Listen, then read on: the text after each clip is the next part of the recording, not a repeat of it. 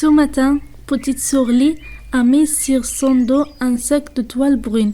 Dans ce sac se tiennent bien serrés tous les grains de riz que ses parents ont récoltés précieusement dans la plaine à côté du grand fleuve. Et petit Charlie est parti en courant pour vendre ses riz au marché. Petit Charlie court, mais soudain un canard sauvage se pose devant elle. Petit Charlie, donne-moi des riz. Moi, avec les riz, j'efface les ennuis. Petite Charlie ne doit pas gaspiller ses riz. Elle doit les vendre car ses parents ont besoin d'argent. Mais elle trouve extraordinaire qu'un canard soit capable de tant de bonté. Alors, elle ouvre doucement le sac de toile brune. Et c'est avec plaisir qu'elle offre une petite poignée de riz. Oh, mon petit canard qui efface les ennuis, tous ces beaux et gentils. Tiens, je te donne une poignée de riz. Et le canard s'envole en lui disant merci. À l'entrée de la forêt de bambous, petit Charlie court toujours quand soudain un panda se présente devant elle. Petit Sylvie, donne-moi de riz. Moi avec le riz, je combat du méchant. Petit Charlie trouvait formidable qu'un pendant soit capable de tant de courage.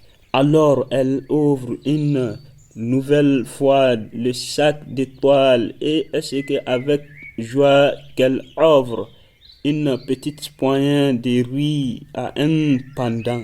Oh, mon petit panda qui combat le méchant, tu es si courageux. Tiens, je te donne une poignée de riz. Et le panda se sauve en lui disant merci. Petit Charlie court au milieu des bambous quand un singe l'interpelle. Petite Serline, donnez-moi du riz. Moi, avec le riz, je fabrique des trésors. Petite Serline trouve incroyable qu'un singe soit si doué. Alors, il offre une nouvelle fois le sac de toile, et c'est avec admiration qu'il offre une petite poignée de riz à un singe. Oh, mon petit singe qui fabrique des trésors, tu es aussi à toi. Tiens, je te donne une poignée de riz. Et le singe se sauve et lui dit sa merci.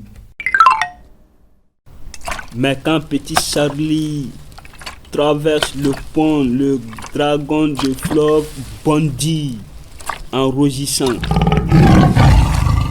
Petite Charline, donne-moi des riz ou je t'avale. Petite Charlie a tellement peur du dragon qu'elle lui jette une énorme poignée de riz pour qu'il le laisse tranquille. Mais le dragon ne dit pas merci, vraiment pas du tout.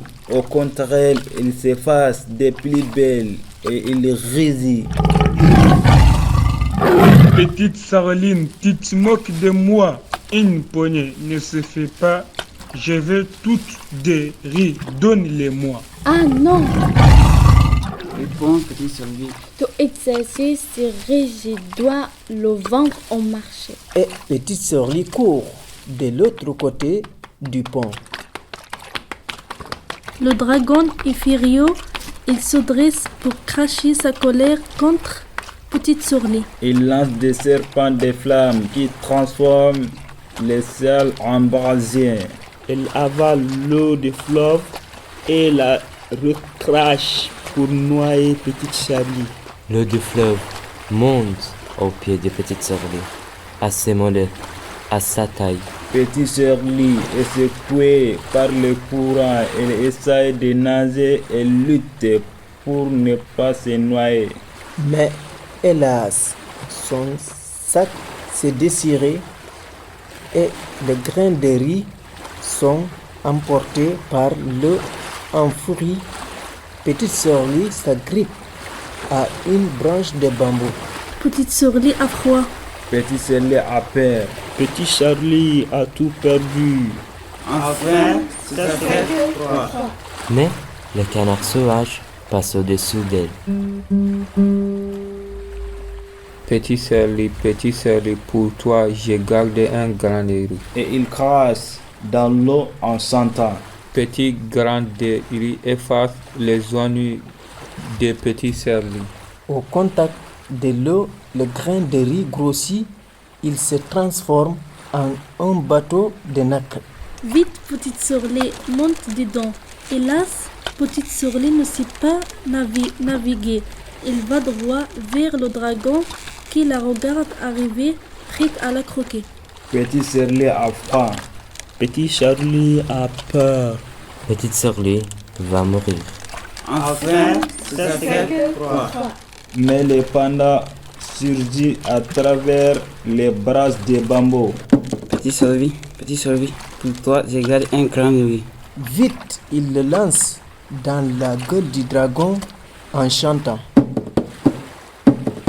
Petit grain de riz sur Petit Servi du méchant dragon. Aussitôt, le grain de riz devient long et piquant. Il se transforme en une immense épine qui fonce comme une flèche et vient se planter dans la gorge des monstres. Et voilà les dragons qui bâillent et s'endorment.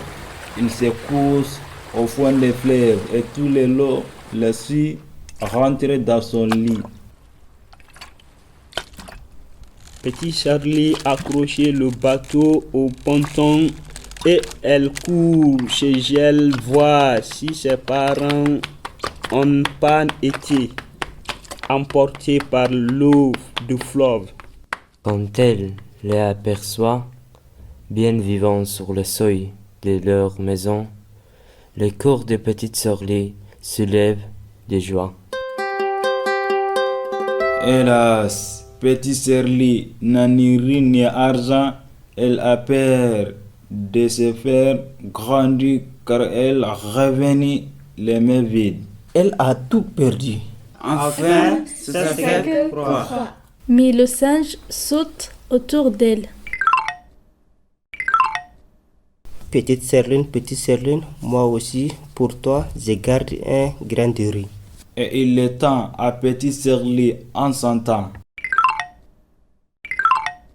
Petit grain de riz, transforme-toi en trésor pour Petite Serline. À peine le grain de riz est-il dans le main de Petite Charlie qu'il devient d'une bleu profonde et se met à briller. Il se transforme en un énorme saphir. Alors Petit Serli court offrir cette pierre précieuse à ses parents et se jeter dans leurs bras. Quelle joie pour les parents de Petite Serline de retrouver leur fille. Mais aujourd'hui encore, ils n'ont pas compris comment Petite Sorli a pu leur apporter un tel trésor à la place d'un seul sac de riz. Né comme un canard sauvage, Un pendant et anciens sont devenus ce jour-là ses amis pour la vie.